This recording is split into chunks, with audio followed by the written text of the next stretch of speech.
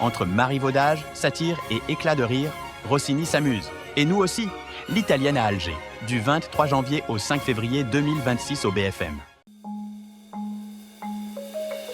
Le Grand Théâtre déménage, visite de chantier dans un instant.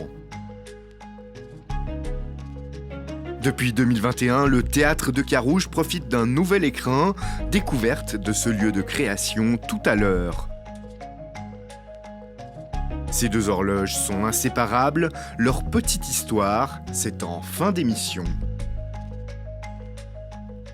La culture à Genève, c'est culte.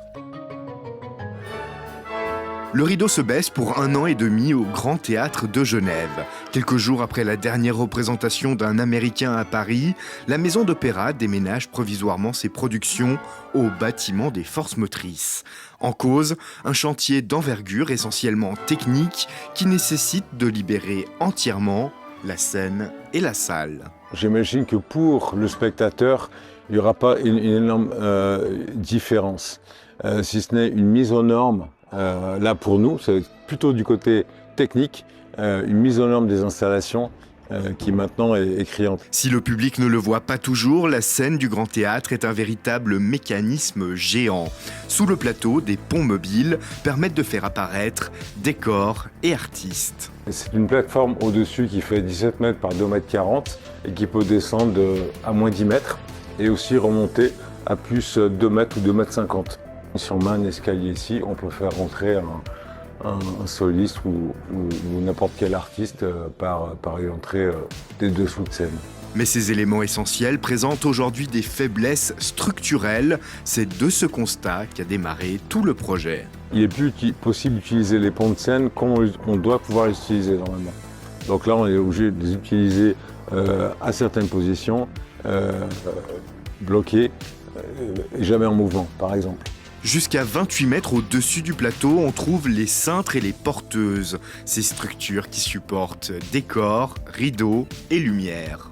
Donc là, on a les herses sur lesquelles on accroche le matériel lumière principalement, et entre les herses, on a des porteuses qui sont simplement des tubes sur lesquels on peut accrocher les toiles, comme la toile que l'on voit là-haut. Les herses, elles vont être conservées telles que, parce qu'en fait, c'est du matériel qui est éprouvé, qui fonctionne très bien. On n'aurait pas pu faire grand-chose de mieux. En revanche, les porteuses, oui, elles vont être changées.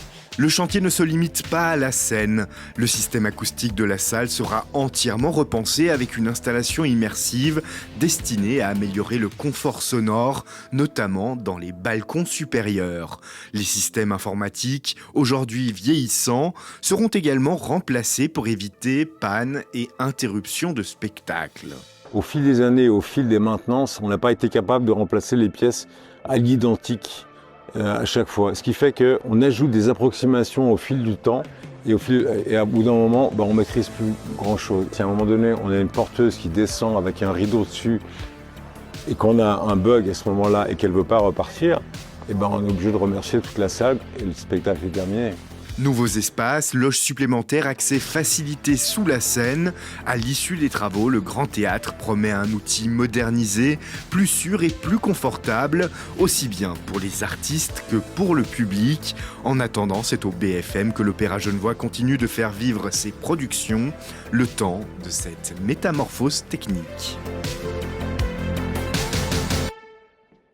Sur la scène du Théâtre de Carouge, entre deux représentations, la servante veille. Un plateau de théâtre est peut-être accidenté. Il peut y avoir des trappes, il peut y avoir des endroits où on peut se bloquer un pied, tomber ou se faire mal. Donc il y a toujours cette petite lumière qui reste allumée. Et en même temps, symboliquement, elle est celle qui veille l'attente et le retour des artistes et du public. Inauguré en 2021, le nouveau Théâtre de Carouge a été pensé pour offrir des conditions optimales, comme ici, dans la grande salle. Je voulais que ça soit en même temps, et c'est paradoxal, doux et en même temps que ça soit assez frontal. Donc on a même pensé la hauteur des dossiers des fauteuils pour que j'ai une partie du corps du public qui dépasse. C'est-à-dire que quand on la regarde et que la salle est pleine, on voit une marée humaine. Mais l'expérience théâtrale ne s'arrête pas au spectacle. Un restaurant transforme l'espace en lieu de vie. Certains spectacles Il y a des gens qui ressortent parfois un peu décontenancés, surpris ou qui ont adoré. Et c'est magnifique de les voir sortir, des gens qui ne se connaissent pas forcément, qui se mettent à échanger et à parler ensemble. Et à défendre un point de vue, et à dire on se réjouit du prochain. Et de venir la prochaine fois. Et il y a plein de tablés parfois qui se composent de gens qui ne se connaissaient pas avant de venir à la soirée même. Pour les équipes du théâtre, tout a également été optimisé. On est vraiment dans les ateliers et qui donnent de plein pied sur la petite salle, sur la salle de répétition et la grande salle. La grande salle où nous étions, si j'ouvre cette porte grise, en fait, on est directement sur le plateau. Et que ça, c'est une des singularités du théâtre de Carouge et qui est un confort de travail incroyable. C'est-à-dire, quand on est en train de travailler, de préparer un spectacle, on n'a qu'à ouvrir cette porte, on peut amener un élément de décor, ou le réparer, ou le modifier, sans avoir à gravir des marches ou à avoir des difficultés.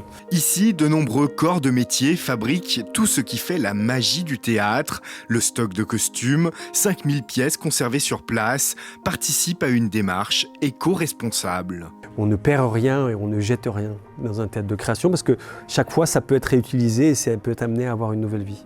Et à l'entrée du bâtiment, quelques marques au sol rappellent le souvenir d'un visiteur qui a suivi tout le chantier de construction. Chaque fois que nous coulions une dalle de béton dans un premier temps, le lendemain on retrouvait les empreintes du renard qui s'était baladé, et voilà, il était reparti mais qui avait laissé ses empreintes. Et on a décidé de garder les toutes dernières qui sont dans le terrazzo, qu'on a passé à la feuille d'or. Un théâtre pensé pour vivre et créer.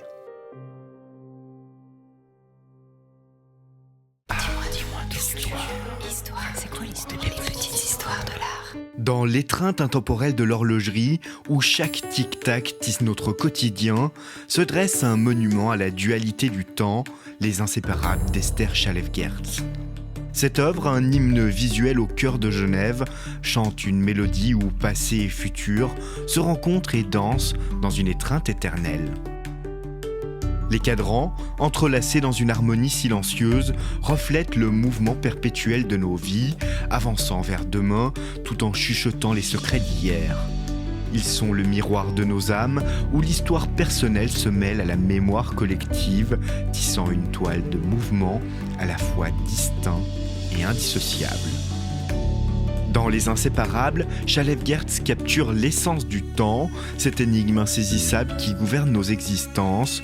Son œuvre, un carrefour où se croisent les heures, invite à une réflexion profonde sur la manière dont nous percevons le fil de nos vies, éternellement liés dans le tissu du temps.